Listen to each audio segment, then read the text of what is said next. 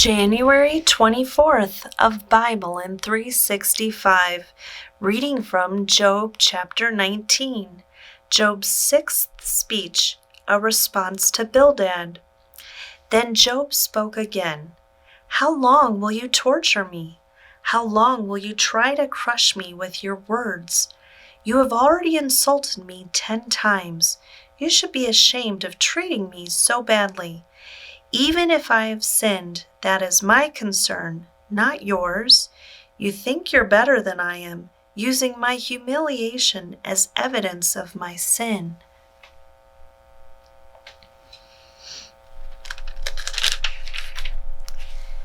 But it is God who has wronged me, capturing me in his net. I cry out, help, but no one answers me. I protest, but there is no justice. God has blocked my way so I cannot move. He has plunged my path into darkness. He has stripped me of my honor and removed the crown from my head. He has demolished me on every side, and I am finished. He has uprooted my hope like a fallen tree. His fury burns against me. He counts me as an enemy. His troops advance. They build up roads to attack me. They camp all around my tent. My relatives stay far away, and my friends have turned against me. My family is gone, and my close friends have forgotten me. My servants and maids consider me a stranger. I am like a foreigner to them. When I call my servant, he doesn't come. I have to plead with him. My breath is repulsive to my wife. I am rejected by my own family. Even young children despise me. When I stand to speak, they turn their backs on me. My close friends detest me. Those I loved have turned against me. I have been reduced to skin and bones. I have escaped death by the skin of my teeth. Have mercy on me, my friends, have mercy, for the hand of God has struck me. Must you also persecute me like God does? Haven't you chewed me up enough? Oh, that my words could be recorded. Oh, that they could be inscribed on a monument, carved with an iron chisel and filled with lead, engraved forever in the rock. But as for me, I know that my Redeemer lives, and he will stand upon the earth at last. And after my body has decayed, yet in my body I will see God. I will see him for myself. Yes, I will see him with my own eyes. I am overwhelmed at that thought. How dare you go on persecuting me, saying it's his own fault? You should fear punishment yourselves, for your attitude deserves punishment. Then you will know that there is indeed a judgment. Job chapter 20, Zophar's second response to Job. Then Zophar the Naamathite replied, I must reply, because I am greatly disturbed. I've had to endure your insults, but now my spirit prompts me to reply. Don't you realize that from the beginning of time, ever since people were first placed on the earth, the triumph of the wicked has been short-lived, and the joy of the godless has been only temporary? Though the pride of the godless reaches to the heavens, and their heads touch the clouds, yet they will vanish forever, thrown away like their own dung. Those who know them will ask, where are they? They will fade like a dream and not be found. They will vanish like a vision in the night. Those who once saw them will see them no more. Their families will never see them again. Their children will beg from the poor, for they must give back their stolen riches. Though they are young, their bones will lie in the dust. They enjoyed the sweet taste of wickedness, letting it melt under their tongue. They savored it, holding it long in their mouths. But suddenly the food in their bellies turned sour, a poisonous venom in their stomach. They will vomit the wealth they swallowed. God won't let them keep it down. They will suck the poison of cobras. The viper will kill them.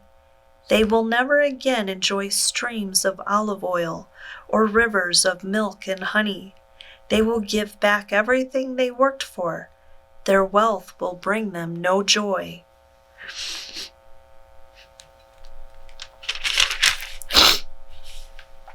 For they oppressed the poor and left them destitute. They foreclosed on their homes.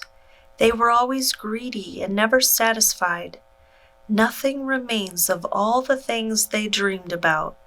Nothing is left after they finish gorging themselves. Therefore, their prosperity will not endure. In the midst of plenty, they will run into trouble and be overcome by misery. May God give them a belly full of trouble. May God rain down his anger upon them. When they try to escape an iron weapon, a bronze-tipped arrow will pierce them. The arrow is pulled back from their back, and the arrowhead glistens with blood. The terrors of death are upon them. Their treasures will be thrown into deepest darkness. A wildfire will devour their goods, consuming all they have left. The heavens will reveal their guilt, and the earth will testify against them. A flood will sweep away their house. God's anger will descend on them in torrents. This is the reward that God gives the wicked. It is the inheritance decreed by God. Job chapter 21. Job's seventh speech, a response to Zophar. Then Job spoke again. Listen closely to what I am saying. That's one consolation you can give me. Bear with me and let me speak. After I have spoken, you may resume mocking me. My complaint is with God, not with people. I have good reason to be so impatient. Look at me and be stunned. Put your hand over your mouth in shock. When I think about what I am saying, I shudder. My body trembles. Why do the wicked prosper, growing old and powerful? They live to see their children grow up and settle down, and they enjoy their grandchildren. Their homes are safe from every fear, and God does not punish them. Their bulls never fail to breed. Their cows bear calves and never miscarry. They let their children frisk about like lambs. Their little ones skip and dance. They sing with tambourine and harp. They celebrate to the sound of the flute. They spend their days in prosperity, then go down to the grave in peace. And yet they say to God, "Go away. We want no part of you and your ways." Who is the Almighty, and why should we obey him? What good will it do us to pray? They think their prosperity is of their own doing, but I will have nothing to do with that kind of thinking. Yet the light of the wicked never seems to be extinguished. Do they ever have trouble? Does God distribute sorrows to them in anger? Are they driven before the wind like straw? Are they carried away by the storm like chaff? Not at all. Well, you say at least God will punish their children, but I say he should punish the ones who sin, so that they understand his judgment. Let them see their destruction with their own eyes. Let them drink deeply of the anger of the Almighty, for they will not care what happens to their family after they are dead. But who can teach a lesson to God, since he judges even the most powerful? One person dies in prosperity, completely comfortable and secure, the picture of good health, vigorous and fit. Another person dies in bitter poverty, never having tasted the good life. But both are buried in the same dust, both eaten by the same maggots. Look, I know what you're thinking. I know the schemes you plot against me.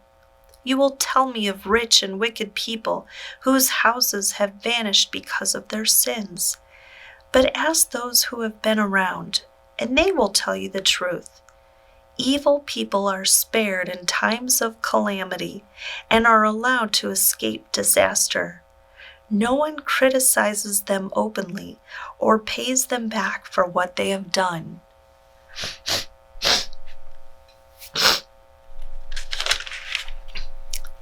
When they are carried to the grave, an honor guard keeps watch at their tomb.